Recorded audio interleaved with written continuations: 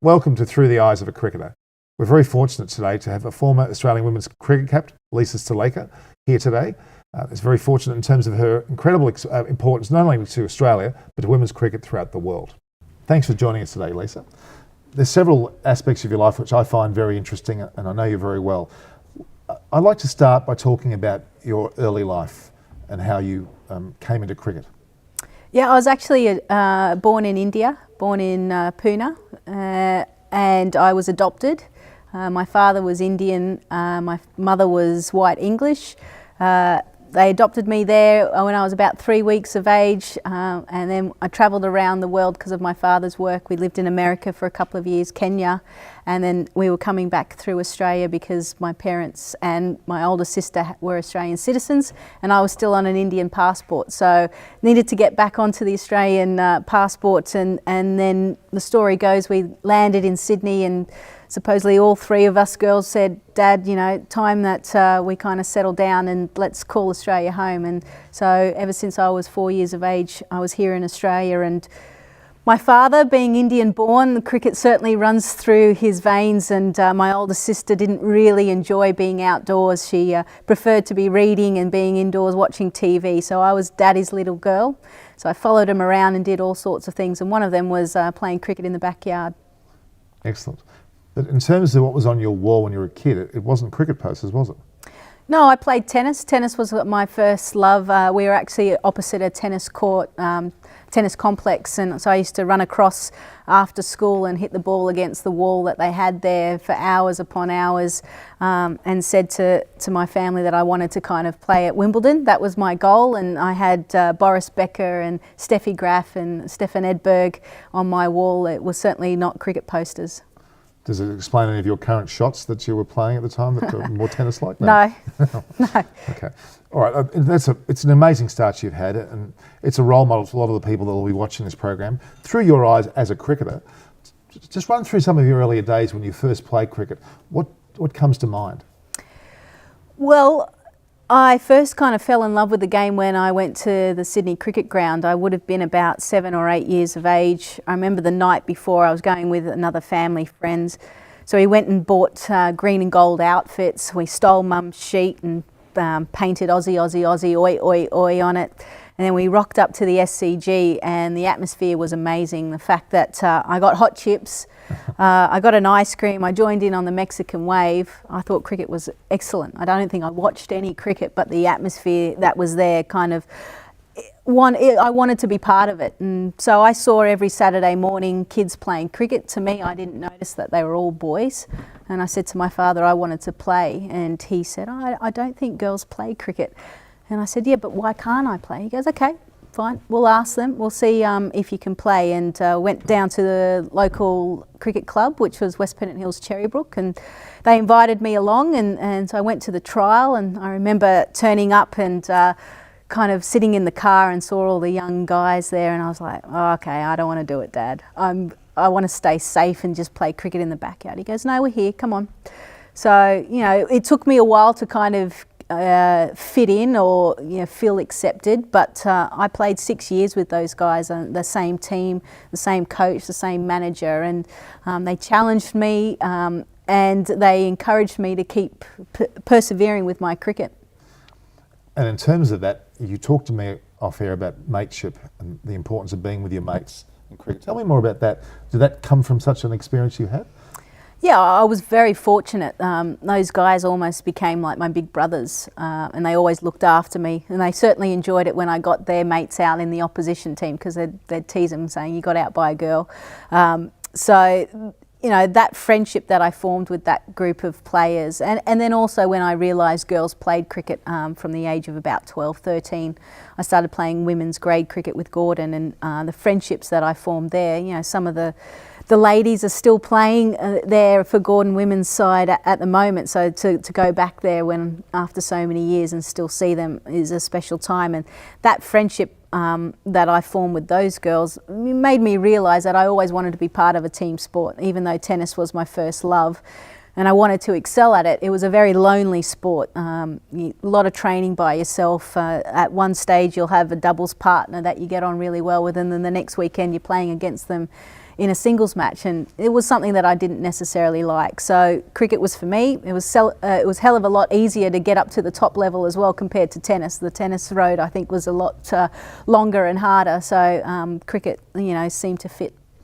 So you look at the situation of your background as well from India. Now you've been to India a number of times, even through your childhood. What about cricket there? The exposure, the feeling of, did you watch any cricket there? Did you have any involvement with cricket there while you've travelled? Not when I was a young girl.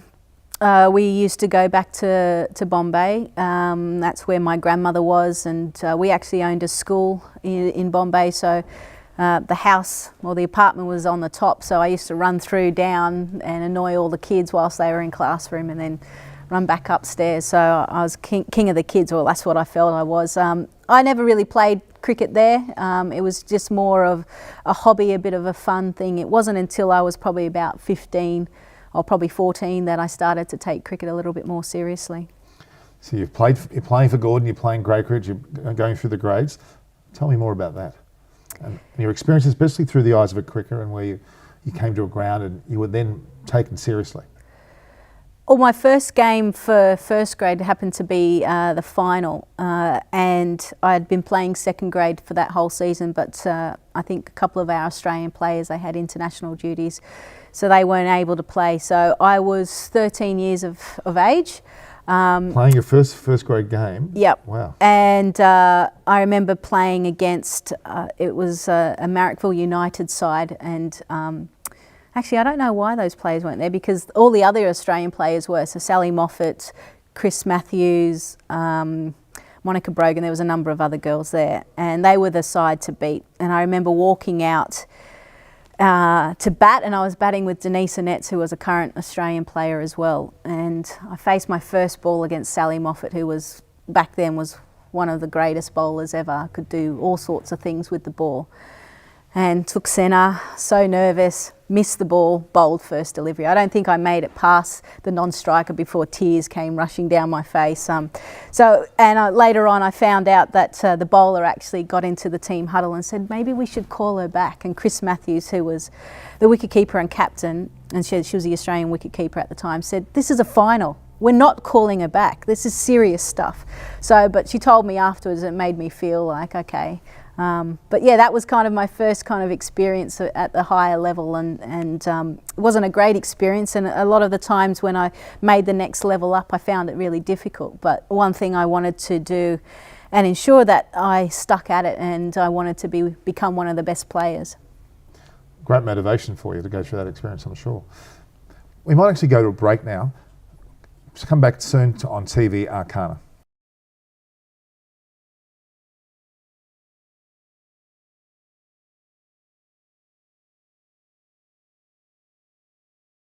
Welcome back. We're here with Lisa Sthalekar. We're talking about a lot about her early life, but I think there's a lot more to come, especially when we talk about when it comes into her cricketing time playing for Australia, and more so her coaching and into her commentary. Now, Lisa, you've talked about your early life and the experiences you've had and how you moved from tennis to cricket in terms of your love. Again, that matron concept. When you reach the levels of New South Wales and Australia, tell us more about that experience. To me, that would be great interest to the audience. Yeah, I was part of the New South Wales under-18 side for a number of years, and as soon as my last under-18s national championship, it actually went up to 19. The next weekend I was called into the New South Wales Open side. We were playing against Queensland, so for me to play amongst the greats of the game that I followed from when I realised girls played cricket, Belinda Clark, Lisa Kiteley, Julie Hayes, and Sally Griffiths, they were just a couple of players, and to actually be part of that side was extremely special, and that really started, so that was I think 97. So for me to kind of step into that group of players at such a young age, the lessons that I learnt about the game, more importantly, how to train, how to prepare yourself, not only physically but mentally, to make sure that you're performing consistently over the Women's National Cricket League. They were lessons that you can only dream of. So you're playing for New South Wales. Tell us about your first experience on the ground at the stature of an SCG. Yeah, my first game on the SCG with New South Wales was, I think, the following weekend, and Karen Rolton was a South Australian player, current Australian player. She scored consecutive hundreds against us. We lost both games, so it wasn't necessarily, a great memory in the sense that my first games on the SCG weren't successful, but to be in that change room, the history, the amount of amazing players that have kind of sat there, and where you sit outside and watch the game, you're kind of smiling the whole way through because I've been fortunate enough to play at Lord's and all the big grounds across the world, but I think something's pretty special about the SCG. Subcontinent, you've just talked about the grounds around the world. Obviously Lord's is a standout for most people. What about your Indian experience, for example? Tell us about those experiences. The first time I played in India was 2004. We travelled over the Christmas period. We played 7 ODIs, and back then the Indian Women's Cricket Association wasn't part of the BCCI. So we played on really small grounds, small villages, but what that meant was that everyone came out. I think one of the games we played in Vapi, and 18,000 people turned up to watch the game. That was the biggest crowd I'd ever played in front of. 18,000, wow. Yeah, so back in 2004, and I think at that same ground the player of the match won a car as well, which was Lisa Sthalekar. So some amazing experiences, something that I've never experienced since then or seen. So they did a wonderful job, but playing on main stadiums like Wankhede is again really special. We all call that the Coliseum, the amount of noise that comes out of there. Unfortunately, back then female players didn't necessarily get the crowds in, and so you couldn't replicate what I've seen now through the IPL. But you had 18,000 at a park ground comparatively, Yep. and in Wankhede you didn't get 18,000. It doesn't make sense to me when I hear that. It's quite incredible, amazing.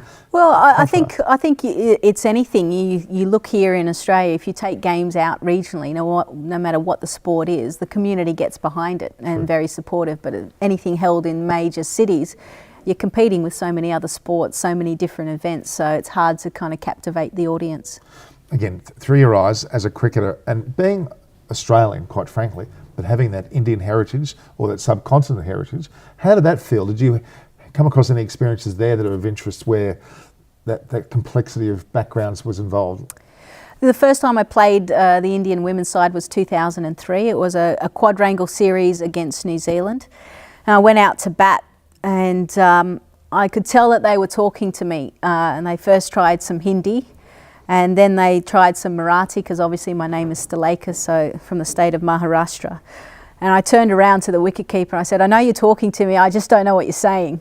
And I think she said, "Oh, we're trying to see if you understand." And I said, "No, I don't." So they could have been sledging me and it went straight over my head. But, and a lot of people have always asked me, what are my feelings when Australia versus India take place? And I always say deep down that whilst I want Australia to win, I also want a really tight contest. So the fact that we had recently the test series against Australia versus India over there, it was a really exciting test series. Everyone was talking about it, the emotion that was there. You could certainly see it in all of the players, and there was some really good cricket being played. So you're not wearing secretively an Indian shirt in your lounge room watching A Bunny Chance? No. We don't disturb our viewers, by the way. But all my cricket has been played here in Australia, and I've been fortunate enough to be presented a baggy green cap, and to wear that is the biggest privilege and honour that you can get. So whilst I love Indian cricketers and I follow them and I think they're wonderful players, my heart is still Australian. Okay, you've got to tell us the experience of getting your baggy green cap. What was that like? Tell us more about that. Well, it's a little bit different. Yeah, everyone would see how the caps are presented with, past players and everyone's around, family are there taking photos. Back when I was playing, it was stuck in your kit, and there was no wonderful carry case for it either. It was just part of your team uniform, and that was it. And that's still incredible to me, that moment. And I know you would have felt the moment you put that on your head for the first time, regardless of not being presented. How did that feel? Yeah, to play Test cricket I think is the ultimate. I think all players that play the game, whilst T20 cricket has come and it's exciting and it's fun and it's certainly a cash cow for the male players, Test cricket really challenges you, and that's why they call it test. It tests all your skills. Can you keep continuously playing good cricket over so many days? I think if you perform well on that stage, you know that you've accomplished a lot. Unfortunately, of course, women's cricket doesn't play that much in the way of test cricket. I appreciate that. I actually don't appreciate that. I find that quite disturbing for me. To me, that would be at the pinnacle of your sport. Mm-hmm. Tell us more about your thoughts on that. Yeah, when I came into the Australian team in 2001, we played a test series, the Ashes, against the women, and we played English women, and we played 3 tests. And now it's dropped down to just 1 test. I've only played 1 other test against another country, and that was India at Adelaide Oval. Never played against New Zealand. Unfortunately, the cost that goes involved in putting on a 4-day game, so we only play 4 days, compared to potentially putting T20 cricket on, where you're going to get broadcast, you're going to get sponsorships, the sponsors are going to be happy to see their brand out there being televised. You've got more chance of captivating an audience to come in and watch for 3 hours compared to a whole day of test cricket. Is a little bit harder. So whilst the players want to play, I think the players have understood that there needs to be a diversion more to T20 cricket to get the public interested in women's cricket, so they get to know who the players are and the skills that they have, and then there is a hope that at the back end that the female players will be able to play more test cricket. Like a Davey Warner scenario, something with 20 through to the test arena, I guess, in some ways. Yeah. Now, okay, in terms of what I think is important, seeing through your eyes as a cricketer with women's cricket, is the impact of playing the World Cups, whether it's T20 or the 50 over game. Tell us about your experiences there. Well, I had kind of planned and hoped that I would make the 2000 World Cup squad. I was part of the Australian squad for a couple of years, and that was certainly one of my goals. Unfortunately, I missed out on that. And I remember sitting and watching the final, Australia versus New Zealand, and Australia had dominated throughout the round matches. And they unfortunately lost to New Zealand, and it was the next series that I was called into the side. So I was part of a side that was really hurting, that wanted to come back stronger and better because of that loss. And Belinda Clark was the captain. She had very clear goals about what she expected of the players and how they were going to tackle the next few years to the next World Cup, which was 2005. So I think we played about 25 games during that period of time. I think we lost only 2, so we dominated during that time. And 2005 was my first World Cup.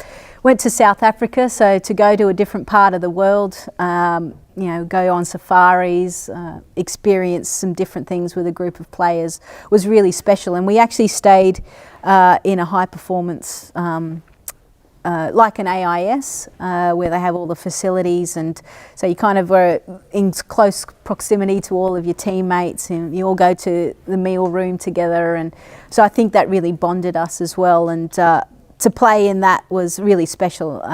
The fact that I played with Belinda Clark, Catherine Fitzpatrick, Karen Rolton, Lisa Kitely, Julie Hayes, Shelley Nitschke, was a really special time. And thankfully I hadn't had a great domestic season building up to it, and they knew that I had an important role to play, and thankfully the selectors gave me the opportunity to kind of find my form throughout that tournament. And thankfully I repaid them back in spades when I was able to score 50 runs with Karen Rolton up the other end scoring 100, and I just sit back and watch her demolish the Indian bowling attack, and we were able to win in that final. So the 2005 final is one of your highlights, you would say? I think I've been fortunate. I've been part of some very successful sides. There isn't too many finals that I haven't been part of, and I haven't lost too many. So the fact that 2005 was still special because it was the first one. Okay, there's plenty more World Cups you've been involved with, though. That was one of the leading or starting points for you. Tell us about some of the others, including the T20 format. Yeah, T20 cricket came. 2009 was our first one, so ICC decided to hold both the men's and women's tournaments together, which I think was a game changer for the women's game. The fact that the media were already there for the men's games, it allowed broadcasters to, when we played double headers, to broadcast the games as well. because infrastructure was already in place. So it allowed, us to showcase our skills on a wider audience. 2010 was a special one. In 2009 we had a terrible year, the Australian team. We had the Women's World Cup here in Australia, and we performed poorly. We had a bit of fractions within the side, more so with the coaching staff and the playing group, and it came across poorly on the field. I think Australia performed its worst in World Cup. I think we came fourth.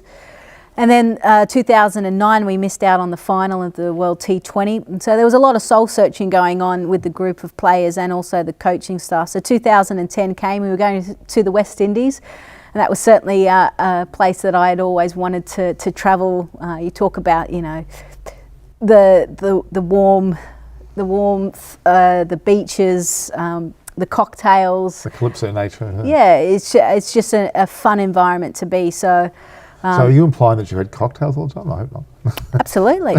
It's supposed to enjoy the environment. That's true. You talked about nature before. That's true. So getting there was a bit of an issue. Cricket Australia decided to fly us the longest way possible. So it was actually via London and then to the West Indies instead of America to the West Indies. And our plane had a few issues. We stopped in Malaysia and we were about to take off, and we're on the runway and we're heading full steam ahead, and all of a sudden the plane starts to shake violently. And as we're about to take off, they slam the brakes, and they come around and they said, we've got a few issues with the plane. We'll just sort it out. So we're sitting on the tarmac for a couple of hours, no air conditioning, so it was stinking hot as well. And it was at the time that there was a coup in Malaysia as well. Oh, fantastic. So we had to get off the plane. They had to take us away from the city as well. We stayed a night there, which was actually great because we got to recover, sleep, lie flat. Then went to London, missed our connecting flight, and we literally landed the night before our first warm-up game. No surprise, we lost that against New Zealand. But because of that trip and the fact that we travelled halfway around the world to get there, it kind of brought us all together again. And we played New Zealand in the final, a low-scoring game, I think maybe 108, and we were able to defend it. That was just an amazing experience because it brought, in 2010, it was the next generation of players that were coming through. So you'll see in the footage, Elise Perry, Elisa Healy. So a very special time for that group of players. Well, they're mainstays still now, aren't they, both those two, in terms of not only in Australian cricket, but also domestically here in Sydney. Now, we're going to get a bit later on, we're going to discuss a lot about the associations and the relationships that they have there, and in fact, your coaching career, which I think is very interesting. But we'll come back after the break and we'll talk about that on TV Arcana through the eyes of a cricketer.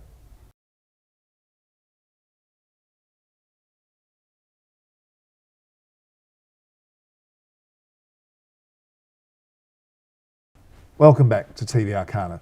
We've got Lisa Sthalekar here on my right-hand side, and we're talking a lot about her cricket, but I think to me, there's a lot more to come regarding her life as it moves forward, which I'm very interested to tell you about. Let's talk more now about, again, playing on the world stage. You're playing for Australia, but there's something you did do, which is another level above that, in my opinion, is to captain Australia. Talk us through that.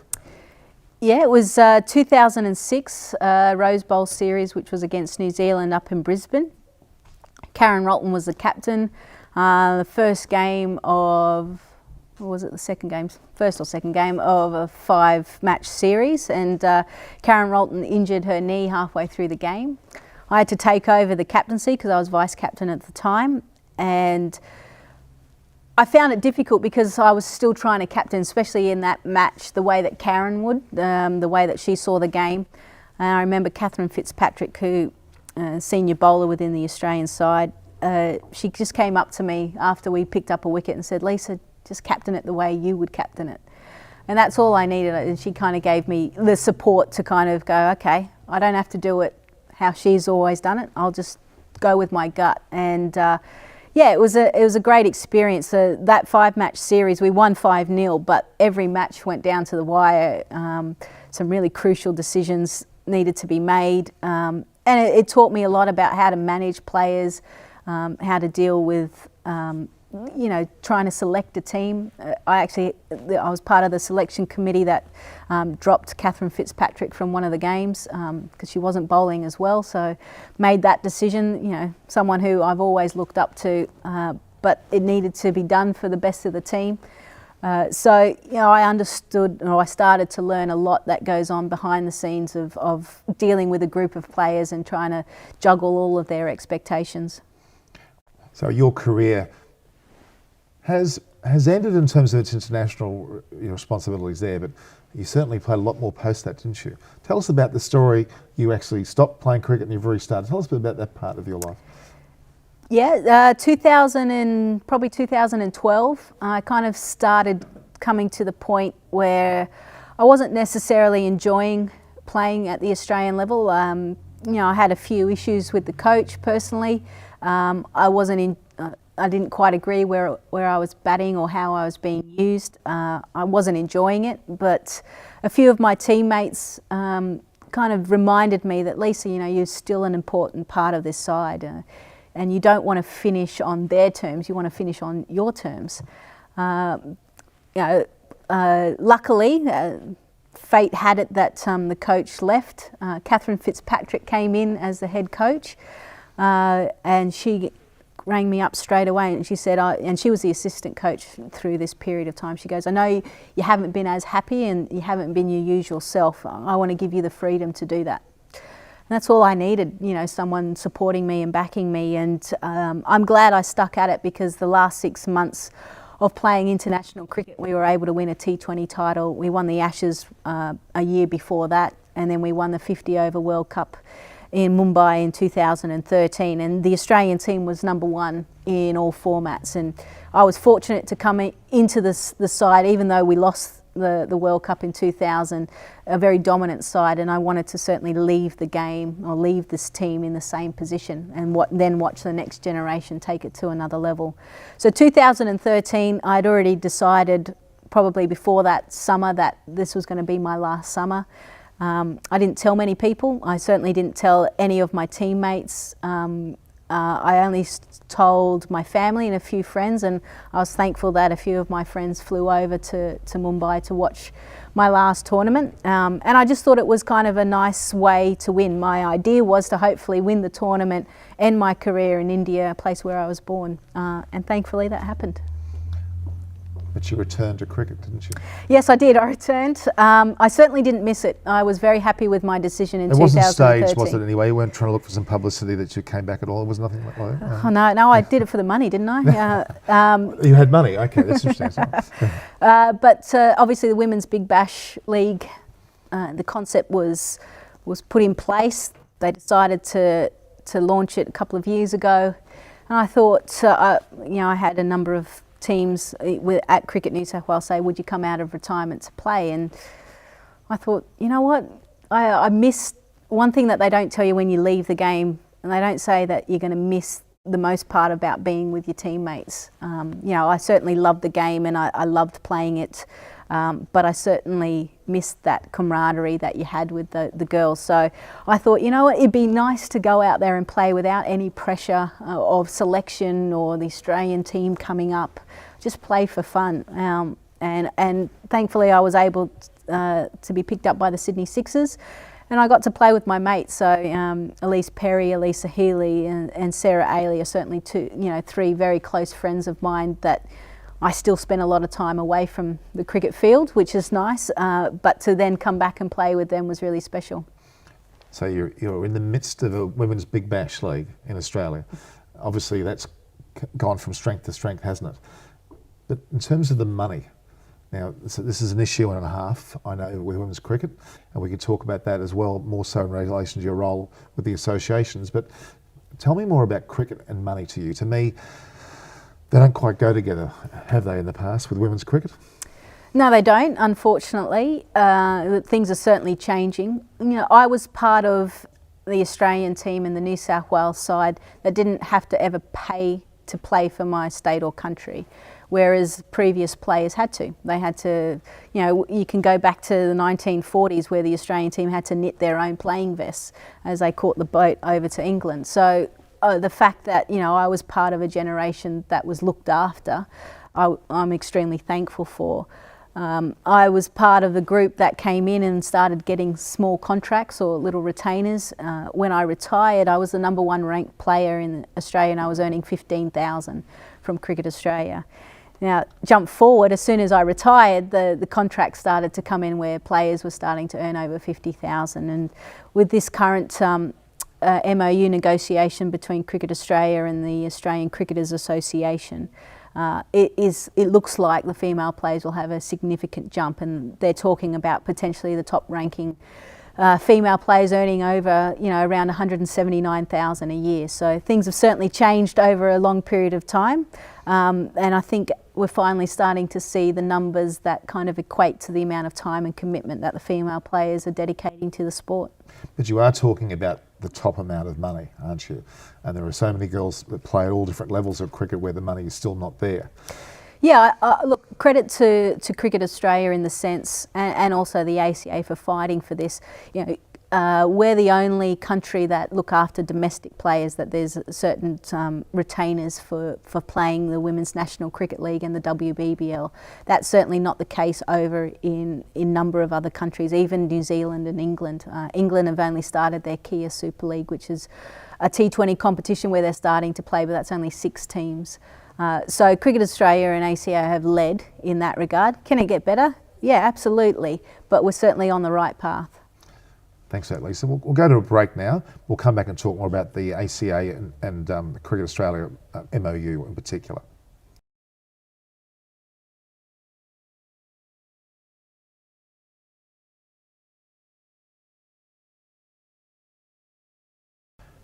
Welcome back to the TV Arcana on the show Through the Eyes of a Cricketer. I have Lisa Sthalekar here, and we're talking more about what is really, to me, the most important part of her life as she moves through the time that she played cricket to what she looked at doing after that period. For any female in cricket, or any male for that matter, the moment of transition from playing to other activities is a difficult one. You've mentioned it already. You had the opportunity to come back with WBBL, but tell us more about that transition. Yeah, I think the transition is slightly different for female players because we have a full-time job that goes along with our cricket. Right. We were never getting paid as a full-time professional, so we had to find ways to pay the rent and pay the food bills. So female players have always had a career to fall back on, so to speak. And for me, I was working at Cricket New South Wales right through when I was selected in 2001. So I worked with the organisation until I retired. Okay, so that was a career outside of cricket was there well formed for you. Yeah, it was. I mean, I was very thankful to Cricket New South Wales. They were certainly very understanding, as they should be, that I was representing the state and the country. But also it allowed me to train. I could train during lunch times. Obviously training for the breakers, the New South Wales breakers, you could just walk out the office and get there. But the only issue was that cricket was 7 days a week. My teammates or my coach was only a couple of doors away, so whilst I was in a different role, there was different relationships, and I found it sometimes difficult. If you had a bad day in the office, it's hard to kind of let it go by the time you walk down the stairs to the SCG indoor nets and out the back to the nets, whereas other players had their lives a little bit more separate. So there were positive and negatives about that. But from Cricket New South Wales, you went on to some administrative positions yourself with the various associations. Tell us about those experiences, and more important, the MOU that's currently under play. Yeah, I'm part of the Australian Cricketers Association executive, and have been involved in that role for, I think, now 6 years. Was part of, came on board when they did the last MOU, which was certainly a learning curve, and never read so much and understood what goes on behind the scenes and all the different parts that happen within cricket. And obviously now at the moment, which everyone would have seen, there is a disagreement with Cricket Australia and the Australian Cricketers Association about the current MOU that ends on the 30th of June. A model that's been in place for 20 years since the ACA has been part of is about revenue share. So they're seen as partners, the players are seen as partners, and there they get about probably just under 20% of total cricket revenue. what the ACA is saying, we want to have, and females have never been part of that, we want to bring in the female players to be part of the revenue share, asking for 22.5, whereas Cricket Australia have said basically we don't want to look at that model, we want to pay players, we want to cap players off. We're unsure about the revenue coming forward, but we want to ensure that we look after the players. The players have come back and said, look, you know, we're willing to take a hit. If the game isn't prosperous, then the players shouldn't be paid exponentially. They should kind of take that hit as well with their salaries. They want to be seen as partners. They want to grow the game just as much as Cricket Australia. And I truly believe no one owns the game. I think there's three key stakeholders within the game, and that's the players, the association, the administrators and the fans, and you've got to have all three working together, and at the moment we seem to be at odds. To me, the world is looking at this. It's simply not an Australian matter. I'm sure the boards of many other countries are looking at the way they approach it. In most cases, I know personally, a country like Sri Lanka has very little to do in terms of player relationships and taking care of them. How important do you see this, not just for Australia, but for the world of cricket, both men and women, and the impact this will have? You look at in the US, the male sports, some of the professional sports there, you know, some of their revenue share is like 46%. So I don't think what we're asking for is too ridiculous. I certainly agree with you. I think everyone's looking at it. Obviously, there are a number of other MOU negotiations coming up around the world within the Cricket Playing Association, so I think they'll be watching closely and to see how this one plays out. I think also it shows just how strong female cricket is, the fact that we're trying to bring females under this MOU negotiation, because at the end of the day, females contribute to the revenue. And you look at mothers taking their kids to the cricket, buying merchandise. You know, females tend to make a lot of the decisions in the home, as much as you guys don't think they do. You're talking to me. I think females play a crucial role. So by having female role models on TV, just shows that this game is a sport for all. So 30 June is looming. What's going to happen? Your guess is as good as mine. We'll watch this space, I think, won't we? It's certainly going to be interesting. From a players' association, we've put things in place to ensure that players that might struggle, that will need their money coming in to pay mortgages, school fees, there's a fund of money that will look after those players to ensure that the players stay united. As long as the players stay united and they believe in what they want, then hopefully we'll get the deal done. Well, you're a part of the Australian Cricketers Association, the ACA, as you mentioned. The memorandum of understanding you've talked about, certainly there, but this other body, FICA, tell me more about that. Yeah, so FICA's the international body of all the players' associations, so ACA is part of that. I think there's not all of the playing nations have players' associations, and certainly we're hoping that might be the case in the future, but I came on as an independent board member last year, and it's more about, I think, educating those players' associations of, if you're going to bring female cricketers involved into your program, you need to firstly have the infrastructure in place, because, for instance, there's another 120 athletes here in Australia. So you've got to make sure you've got the facilities to look after those players. So I guess my role is to provide information to the board members about women's cricket, what's going on globally as well, but also, you know, the learnings that we've had here in Australia with the relationship with female players firstly coming and being part of the Australian Cricketers Association. We had to change the constitution for past players to be allowed as well. So there's been a lot of groundwork since, I think, 2006 when we first started the initial discussions to where we are now. So hopefully those lessons that we've learnt, we can help that with other players' associations in different countries. Well, again, in FICA, can you give me an example of some of the countries that are in there and are not in there? Have you got a range of well, BCC, in India there's no players' association. Sri Lanka there's one, Bangladesh no.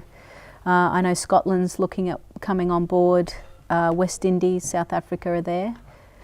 So is your role also to promote that? I mean, this is an opportunity here to talk to countries where, in fact, they may not be represented the way they should be, and this might be an opportunity actually to let them know about such a thing as FIFA, because I certainly knew very little about it until you told me that. Yeah, I think the idea of the Players Association is there to look after the players, and it's not to go through these messy MOU negotiations. It's to provide career welfare help and support.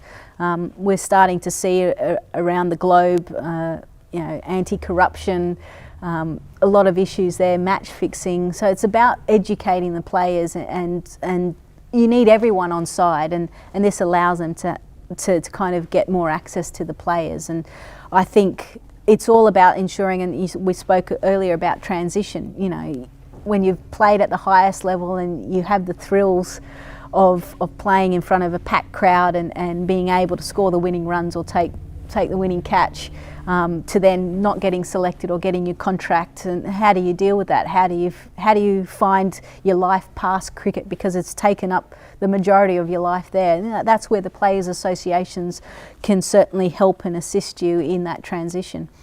That's a very relevant point to any sporting career, and cricket is certainly one that's, for women in particular, is burgeoning as we speak. And I see countries like Sri Lanka and India and the lesser countries, even the Pakistans, which are not necessarily lesser, but they have got a lot of problems regarding the way that they handle this. And that's not against them, it's just a sheer fact. I mean, men's cricket has a lot to learn as well, as we know. We've heard plenty of examples with the West Indies and the like. Let's move on now to your career, and it's a current career for you. Coaching and commentating. I have to quickly talk to you about the fact that you're coaching Mossman, which is a great cricket club here in Sydney. Tell us about that. Yeah, obviously I coached throughout whilst I was playing, because I was high performance manager at Cricket New South Wales, so I oversaw all of the junior elite female programs across the state. So I have been coaching females and women for as long as I've been literally playing the game, it feels like. So certainly once I left Cricket New South Wales, I didn't necessarily want to do too much coaching or coach the players that I had played alongside. I needed a new challenge. I'm the type of person that likes to put myself in a more unique situation, and certainly coaching males, I had done some at Cricket New South Wales and enjoyed it.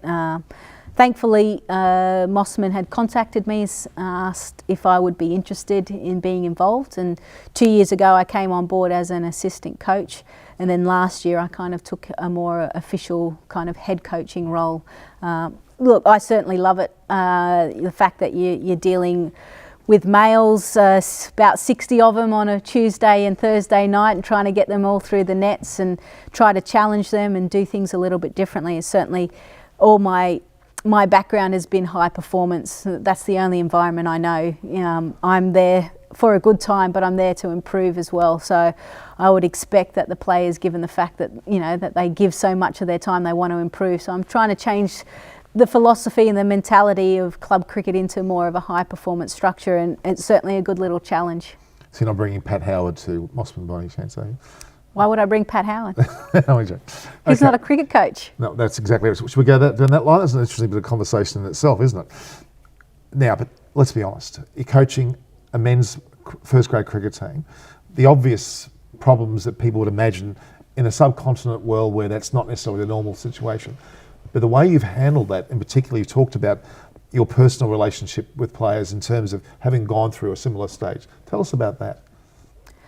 Well, I think club cricket is very similar to what I experienced as a state and Australian member. Obviously had a full-time job, trained before work and after work, and then obviously your weekends go playing cricket. You don't get days in lieu for playing on the weekends. So I certainly understand where they're coming from and the fact that they have to juggle everything. So hopefully I've put things in place to ensure that they get the most out of their training. If they're away from their family, let's make the most of it. Let's train hard for 2 hours, and then we can go to the pub, or we can go back and spend time with your family. But let's make sure that when we are away from them, we utilise the time. So I think that I've got a decent understanding of that. Obviously, I've been exposed to so many different levels as a player myself. So all the learnings that I've had and the exposure I've had with some of the best coaches in the world, hopefully I'm bringing some of those skills back down to those guys. So they won a competition yet, Mossman first grade, under your leadership? We won the T20, the Sixers conference and the T20 tournament. Still not performing as well in the 2-day competition, but slow progress. Well, I hope the players are listening to this because they'll probably take note of that. Oh yeah, you did mention about Mossman and going to the pub though. I'm not sure whether I heard that clearly, but there's a relationship there too. Well, it's club cricket, Norm, you should know that. Oh, I should do that. Now that's to me an amazing story. That I would argue that's the first female coach of a first grade team, certainly in the Sydney district, but I think it goes way beyond that. I don't know about the world, but I think we're pretty much leading the way there. What's the future hold for you in terms of cricket coaching? Where would you like to head with that? Oh look, I enjoy what I'm doing. I think it's a long-term project in the sense, it's a 2-3 year kind of project, and obviously I'm coming into my kind of second year as being the head coach. So I enjoy doing that. I don't really want to do much else. I heard that Buff was perhaps asking you to take over from him. That could be on the cards. I think your little birdies are saying the wrong things. Oh well, we'll wait and see about that one. Okay, about your cricketing career, that's certainly been great. Your coaching career is not only taking off, but reached a level which has broken all levels to me. The most important thing for me, though, is the way you share your knowledge through commentary. Tell us about your experience with commentary of late. Yeah, well, the first time I kind of got behind the mic might have been 2009. Elise Perry and I were flown up to Brisbane for the ACA All-Stars versus the Australian team in a T20 match. And I was between Tony Gregg and Mark Nichols, and I enjoyed it. 5 overs, and it was the best 5 overs of my life, it felt like at that time, and I thought, this is kind of cool. I think I'd like to do that. Obviously I was still playing at the time, and as you know, players get interviewed so many times, so you start to understand and learn a few tricks and understand the process that goes behind it all. It wasn't until I finished playing cricket that I started to do a little bit more. Obviously I had a bit more time, and then were you in the bathroom pretending that you were on camera? Or it wasn't no, nothing like that. Oh, okay. No.